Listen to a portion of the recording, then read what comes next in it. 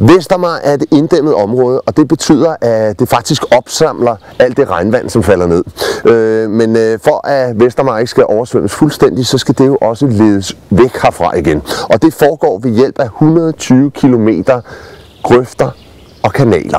Der er et meget, meget stort grøfter- og kanalsystem på Vestermar, og alle de her grøfter og kanaler, de leder hen mod pumpehuset på den sydlige del af Vestermar, som igen pumper alt vandet ud i Køge Bugt, således at der kan være en nogenlunde konstant vandstand på Vestermar.